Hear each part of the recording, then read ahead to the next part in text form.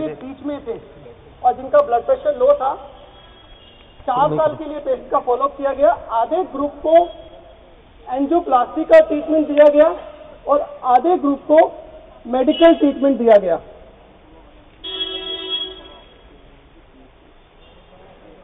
चार साल के लिए पेशेंट का फॉलोअप किया गया और 4 साल के बाद रिजल्ट में साफ क्लियर है कि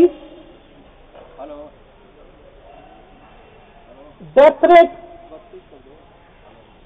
और ड्यूरिंग द फॉलोअप पैरामीटर्स री हार्ट अटैक में डेथ रेट को नोट किया गया और 4 साल के बाद री हार्ट अटैक रेट और डेथ रेट एंजियोप्लास्टी ग्रुप में ज्यादा है, 10% है, जबकि मेडिकल ट्रीटमेंट में 8.1% कम है।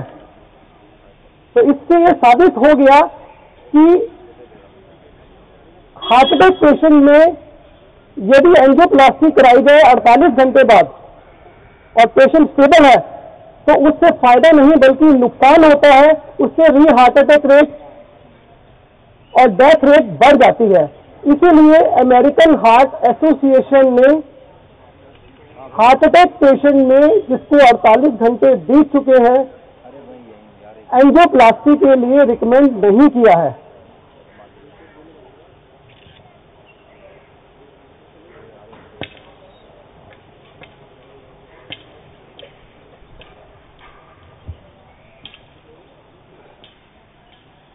अब मैं दिल की बीमारियों के डायग्नोसिस के बारे में कुछ बात करना चाहूंगा। दिल की बीमारी के डायग्नोसिस के लिए बहुत सारे टेस्ट उपलब्ध हैं, जैसे कि ECG, echo, TMT test, MPI test और कॉर्नरी एंजियोग्राफी। ईसीजी की डायग्नोस्टिक एक्यूरेसी सिर्फ 30 से 50% है। इसका मतलब है कि 30 से 50% केसेस में ही ईसीजी दिल की बीमारियों को डायग्नोस कर पाती है। 50% हार्ट के पेशेंट में ईसीजी नॉर्मल होती है। You will be surprise to know it. Echo TMT में डायग्नोस्टिक एक्यूरेसी सिर्फ 60 से 70% है। 2 ही टेस्ट ऐसे हैं जिनमें डायग्नोस्टिक एक्यूरेसी